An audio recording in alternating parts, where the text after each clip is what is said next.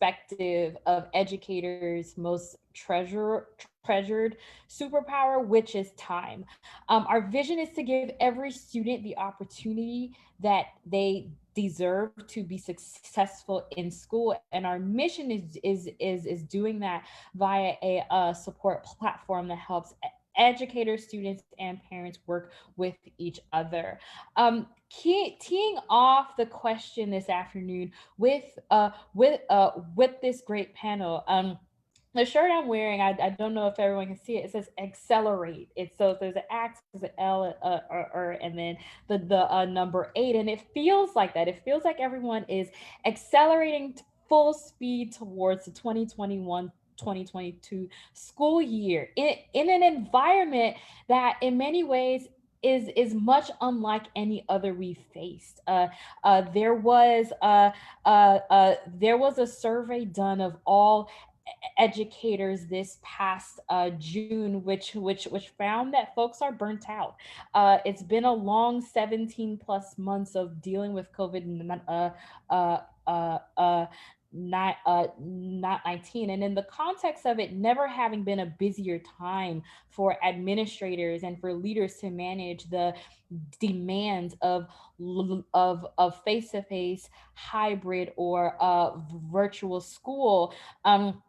It's been hard for folks to be able to translate that to what it means to manage and support their staff during these times. We've also found or have been able to gather that the cost for failing to scale superpowers couldn't be higher, because turnover in staff is costly, and it has a real impact on students' academic, social, and emotional development, as well as school improvement efforts. And a better understanding of why administrators enter and leave the profession and what might encourage them to stay or leave is crucial to improving both equity and opportunities for all kids, especially for students attending the most fragile schools. In this session, you'll hear us all talk about administrators' time being one of the system's most valuable and scarce superpowers. Yet it's often wasted because of poor management. And what our panelists will be talking about are the extent to which demands for paperwork that has no apparent purpose, juggling remote instruction, a return to face-to-face learning, while often quickly having to pivot based on changes at the policy level, has folks looking for new ways to give support as well as restoration to administrators, leaders, and staff amid COVID-19. So elevating administrator superpowers by scaling their superpower, their time, can help administrators to improve student achievement and reduce leader turnover generally and in fragile schools in a specific way. The six best practices that we'll all be giving airtime this afternoon are below. The first one: establish standards of comms with administrators, staff, and families and stick to them. The second one is work hard to conserve administrators' time. Also keep in mind, make time and opportunities for administrators to collaborate on top priorities, and make sure that families have access to 24/7 one-to-one research-based help. The fifth and sixth best practices that our panelists will be speaking about this afternoon are all around taking off of administrators' plates those tasks that have little or nothing to do with teaching and supporting youth, and encouraging administrator voice, of us suggesting more efficient ways to organize their time. We always like to make sure that in terms of programming, that it aligns with themes and with topics that you as an AASA member are focused on. And we've spent time crafting this presentation to align with three themes from the Learning 2025 report that has come out of AASA. And the first way that we'll be doing that this afternoon is really exploring how incorporating time saving tactics into daily administrator practices can ensure honor to their time and the joys of learning. The second connection that this content has to those themes is really around showing how everyone who is associated with the school system, from superintendents to principals to teachers to school boards, can take bold steps to work together as a system on behalf of the well being, the self sufficiency, and the success of leaders and kids. And lastly, but not least, we'll be discussing how making administrator superpower a valued resource in your school system can be a tool for advancing equity. Okay, so a lot for us to cover in the scope of an hour, but we do want this to be a conversation. So as we dive into this programming this afternoon, please feel free to ask questions either in the chat or in the Q&A panel at any time, so that we can answer those throughout. And with this we have a quick poll. What is the state of administrator well-being during the pandemic? Let's take 20 seconds. So a poll should have just popped up on your screen. What's the state of administrator well-being during the pandemic?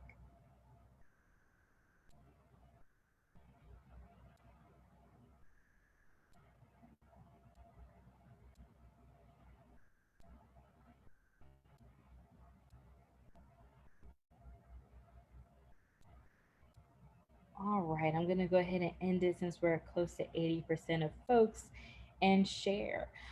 So for many folks, the state of an administrator well-being during the pandemic is hovering between fair or bad. Okay, and it's not a typical.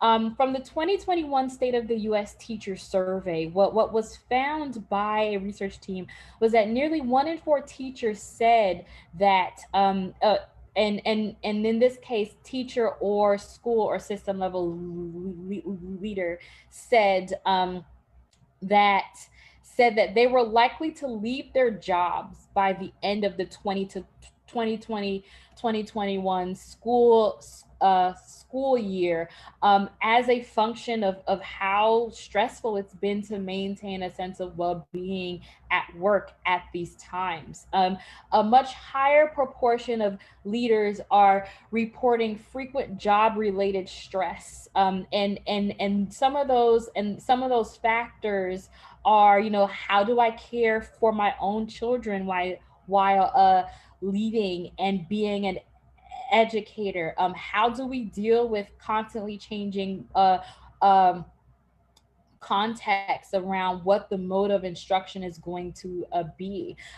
We for folks who tend to be classified as pandemic leavers from either the principalship or being a system level leader. The working conditions that they are citing are ones that make them feel more stretched thin and more burnt out than ever. Some of those factors in are like teaching remotely, teaching in person, and remotely at the same time, changes in instructional modes, the health of loved ones who are at high risk of contracting COVID, their own health, and and and what was interesting was, no matter the district size or context, these factors tended to remain fairly constant. So in the sense where there's a tension between the superpowers of educating that draw people in to teach and lead in systems, and the factors, some of which are out of their control that may be inspiring them to leave, we want to give airtime to what the best practices are that allow school systems who are being able to retain staff more aptly come compared to their peers. And I want to invite our panelists from Tucson Unified to talk a little bit about what that looks like in terms of the first principle, which is establishing standards for communication with administrators, with staff, and families, and being able to stick to them. Thank you, Joanna. Good afternoon, everyone. This is James Butler coming at you from Tucson Unified School District, along with my colleague and esteemed educational leader, Mr. Omar Sotelo. So let's get right into it. But before we do, being from Chicago, I have to give a shout out to those folks that I saw from Illinois. I saw a few school districts from Illinois in the house, so we're glad to have you. And it really is our sincere honor to be here. So, Omar and I sit in different chairs in the district. So from my vantage point, in thinking about establishing standards for communication administrators, I would respectfully suggest that along with establishing, it's also modeling what you expect from the top down. I think the modeling of the established standards set forth as a collective learning community is critical to model from the top down so that everyone knows, everyone meeting all of the stakeholders, the families, the students, the teachers, the staff, everyone in that learning community knows what the expectation is in terms of modeling that communication standard, as well as sticking to it, backing up what you say. In other words, don't overpromise, because that can set you back 2 steps rather than go forward. And I think communication, collaboration, as evident by practicing good digital citizenship, that is not just for students, that's for all of us. And to get more into the specifics, Omar, since we sit in different chairs in the district, what are your thoughts on that? Hello, everybody. Welcome. Thank you for inviting me to be a panelist. Coming from the curriculum side of it, it's our nature to, anytime we're talking about standards, we always work by backwards design. So what were to be the outcomes of our communication within Tucson Unified? And the outcomes towards our administrators, our staff, our families is always about being welcoming and always knowing that someone is going to be there within a certain time frame and have the information for them, or knowing that we're going to be there to get the information for them if we don't have it at that time. And so we've established standards knowing that our outcome is to ensure that our administrators, our staff, our families are able to reach out to us, knowing that when we do get back to them or we're going to communicate with them, we're going to have everything on our end set already so that they don't have to, if they do have questions, we already have answers. Or we're going to know where to get the answers. If staff and families reach out to our departments, they already know that we're going to be able to get back to them within a certain time frame, and we usually do that within 24 to 48 hours with some type of response, whether that be through email or callbacks. And we just have all our systems in place to ensure that that is happening. But anytime we establish standards, it always is through all education, a backwards design. What are our outcomes? That's amazing. And thank you both. The second best practice is around, rather than treating administrators' time as something to be spent freely, working hard to conserve it. How does that come into practice for Tucson Unified? I think we, and Omar, feel free to, give me the perspective from your chair, but what I'm noticing is, first, it's an honor to be here in Tucson Unified and watching people work together while having empathy for people. because you never know, particularly under this current circumstance we all live in, wherever you are on the political perspective, on whatever your worldview is, we can all agree that the big red button has been pushed by courtesy of COVID, okay? So to that end, it's important, first of all, to have empathy for others as you are on this journey of improving student achievement by supporting and teaching and learning in the classroom, which is redefined in the digital age. So that's step one. And then step 1A is conserving people's time by asking the question, the hard question, looking into the mirror, as it were, and saying, have we leveraged our technology in a way that does that?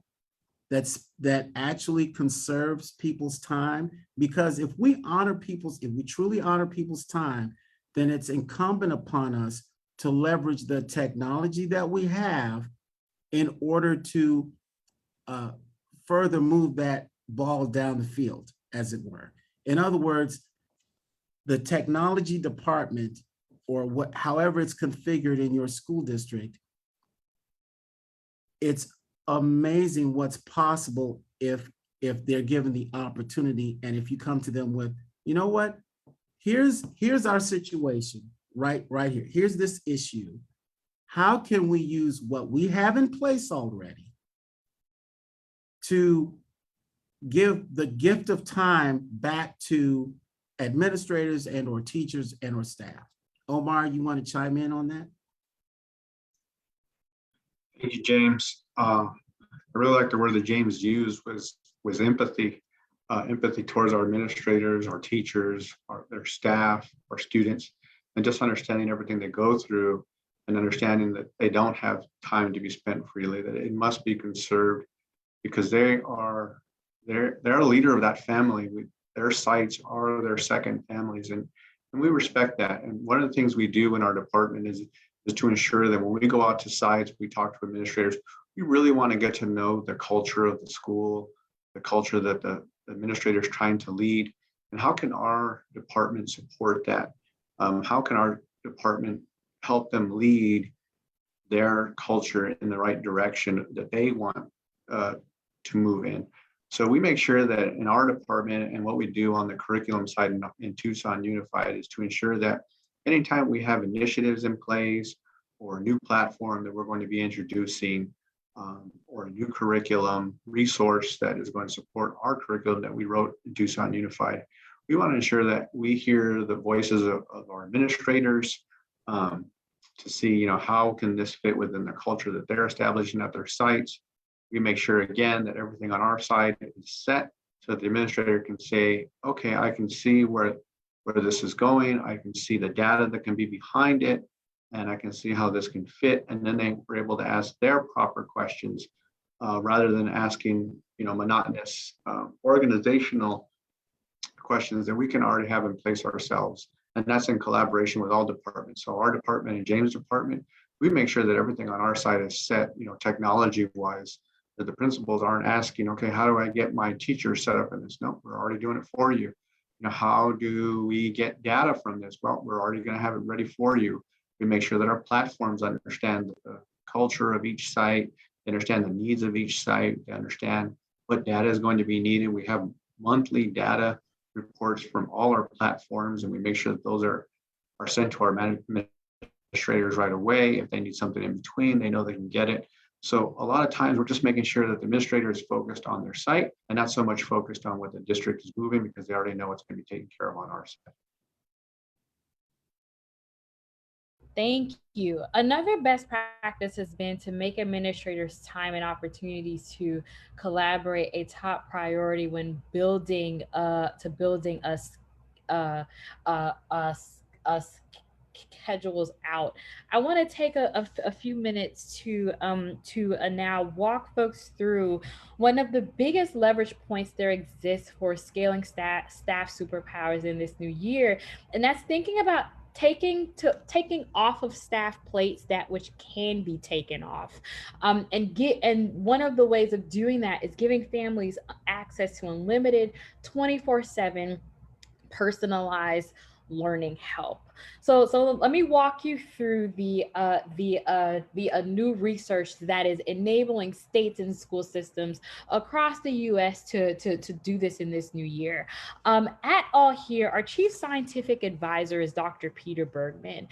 He is a professor of economics and education at Columbia University, where his focus is on large-scale experimental trials that produce evidence-informed interventions to support families and to support students. If one of the major factors of educator burnout was managing the demands of what it means to deliver instruction in this current environment, Peter's strength is around taking that educator feedback relative to what's keeping them from being able to best use their unique talents in service of improved outcomes, and then take that work off of their plate. And Peter's works hinges on the idea of a nudge. So using technology to give someone a gentle reminder or push. In this context, using a chat bot, so a bot that can be implemented through text and use human language to exchange information back and forth. And what Peter found was that when it comes to student outcomes, 11% of families generally don't understand an A to F grading scale. About a third of families don't know typically how many report cards that they should get each year. And although family communication is one area where administrators and leaders spend most of their time, it actually is one of the most largest areas of demand on their time, is engaging with and supporting families and kids, that about 57% of parents are not satisfied with the types of communications that they receive from their child's school specific to their academic progress. What Peter found was that families can regularly understate their child's missed coursework and absences. And although schools and school systems and administrators pour an inordinate amount of time into making sure that families can do things like log on to their students' gradebook, that it's actually in fewer than 10% of schools, that fewer than 10% of parents are actually logging on to their students' online gradebook to consume that information. So if one of the biggest areas for administrator and staff burnout is time spent on communicating with families and communicating with kids about their academic progress, what he found was that by extracting information from student information system platforms and learning management system platforms, and by sending them into actionable bite-sized pieces of content with an emphasis on the right wording, the right frequency at the right cadence to maximize impact, one, families engaged. Two, it took this time suck off of educators' plate so that they could save their time for the most meaningful of interactions. And three, fewer than 10% of families opted out. So families were actually consuming information, which was giving staff time to scale their unique skills in service of those kids and those families who have the most complex cases. And when deployed in this way, the impacts were meaningful in threefold. In attendance, course failures, and also student GPAs. What Peter found in his first phase of work was that there was an increase to class attendance on 17%. There was a 38% reduction in course failures and 0.23 points in a GPA increase. And take a moment to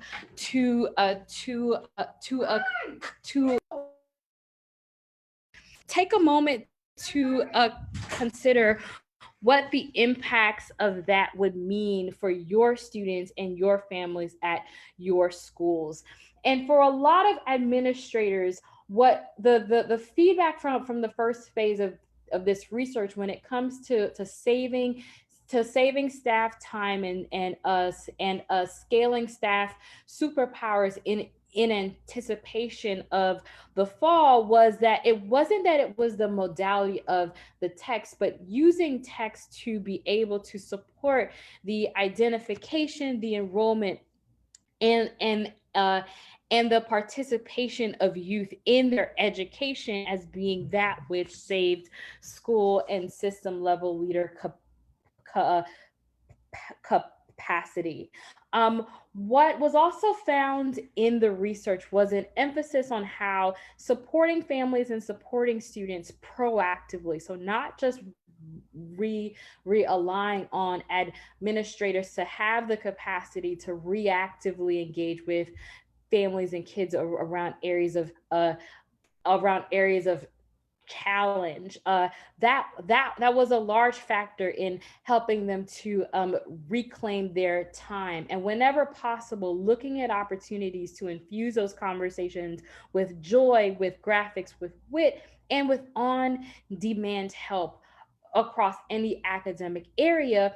By and large, was able to take asks off of leaders' plates, off of educators' plates, and allow them to recapture time for the work ahead of them this fall. And that is the essence of what we characterize here to be an embodiment of what it means to reduce administrative tasks that have little or nothing to do with teaching or supporting youth. So if you were to be a critic, how can you look at the list of responsibilities that administrators are tasked with and identify each task that is not related to the core work of teaching, and think through, what does automating that look like? What does offloading that look like, so that staff can feel less burdened in their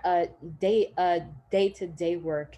And we'll round that out with the last best practice for this call, which is all around encouraging administrators to use their own voices and suggest more efficient ways to organize their time as well as their workloads. Okay. We know that was a lot of information in only the first half hour of this time. So I want to turn the mic back on to the this group, because one of the foremost strengths of sessions like these are that you have the opportunity to hear from experts like us, but also to apply your own expertise to this topic. So in the chat, I'd love for folks to just write one or two ideas about what's worked in your own context of scaling administrators' superpower, which is their time.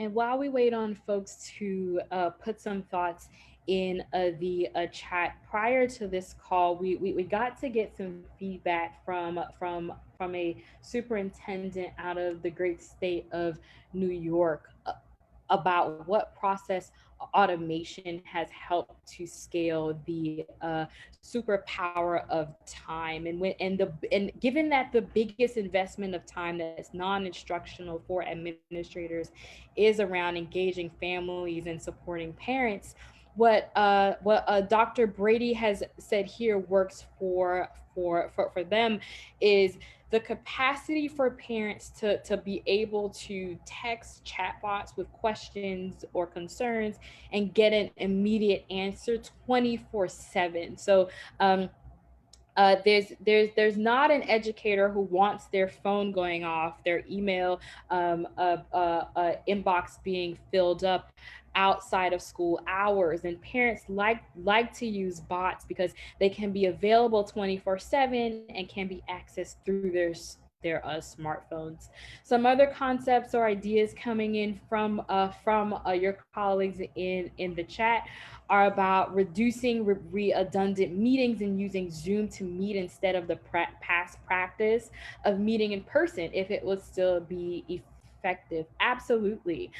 Someone else is saying, I've had great relief of time when department heads have led goal and vision PD for my core team. That way, I'm able to present to staff with my team, and the responsibility is on the team and not just one person. Absolutely. There's a there's a framework of leadership where there are actually at least three types of leaders. One is the drumbeat, where you have a central leader setting vision, but then everyone goes off to do their own thing. Another framework of leading is what oftentimes administrators default to using, which is the magnet mode, where everyone who has a question, everyone who has a need comes to them with that need, which can quickly create burnout and overwhelm for leaders. But there's a third model whereby leadership is defined as enabling others to achieve shared value in the face of uncertain times, which is seen as an empowering way to do just as your colleague shared, which is enable your other members of your leadership team to take lead on projects and work for other parts of the organization. For the example of the New York area superintendent who shared process automation being a large factor in how they've been able to scale the superpower of time. Um, think about think about the time that your staff might currently spend on doing things like sending letters and making phone calls to families and to students to engage them in their child's education.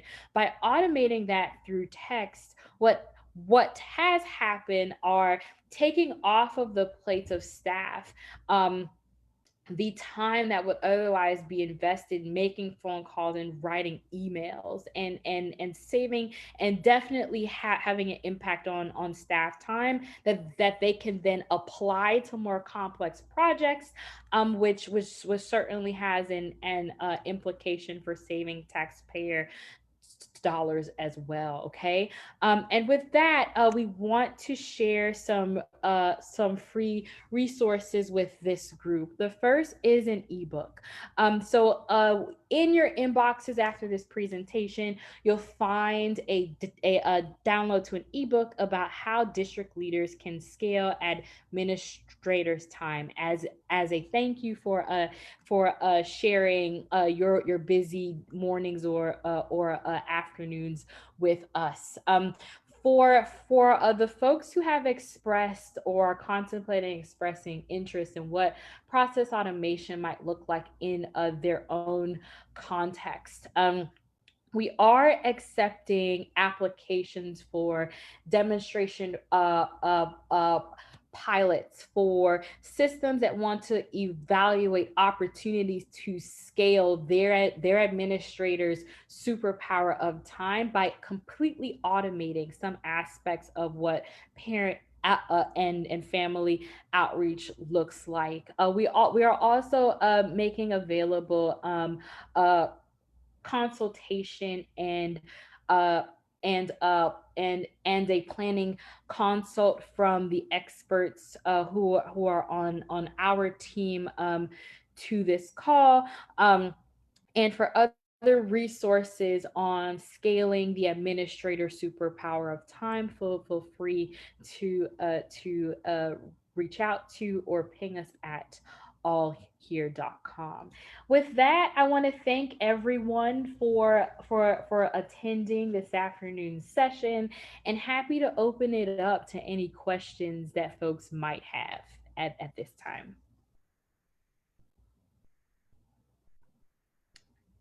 And yes, so calling out that this presentation is being recorded. So if the best practices you got to hear from us and from our friends at Tucson Unified this afternoon resonated with you, feel please please feel free to share them more broadly. A question that we have been asked is around if I'm already using a texting platform, what can process automation look like? So in this context, what Dr. Bergman was able to find was that platforms that you may already be using in some way, like Remind or Blackboard or even Canvas.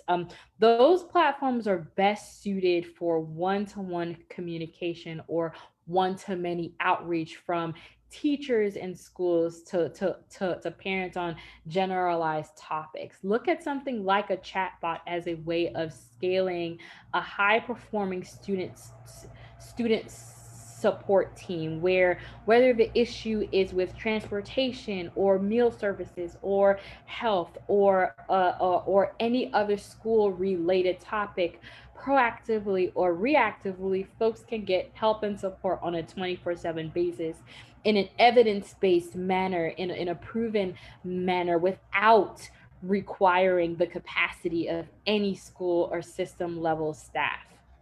Okay, so think of it as a high quality advisor for each and every child who's able to take the time investment of manually doing a complex out, outreach to families and kids at scale.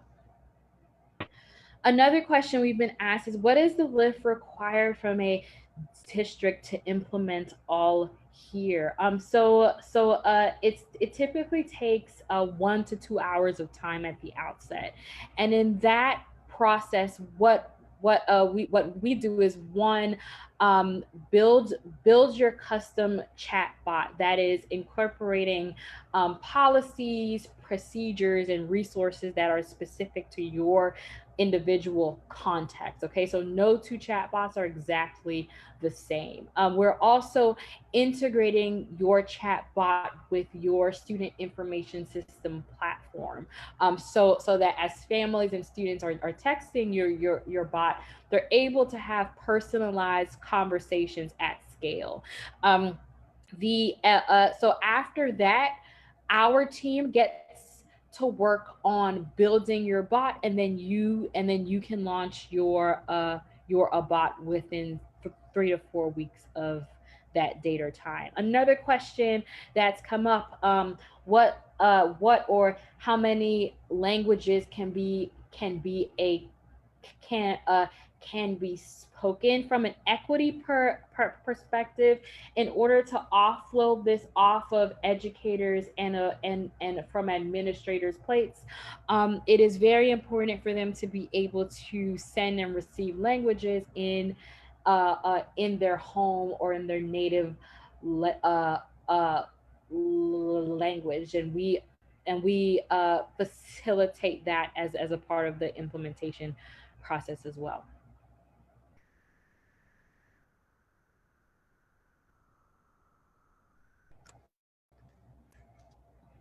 All right. And with that, we want to thank everyone for taking time to be a part of this session this afternoon. If there are any questions, please feel free to reach out to us at hello@allhere.com, and we would be happy to lean in. And in the meantime, we hope that everyone has a phenomenal rest of their day. We will stick around for a few minutes if folks had any lingering questions that they didn't want to pose in front of the whole group.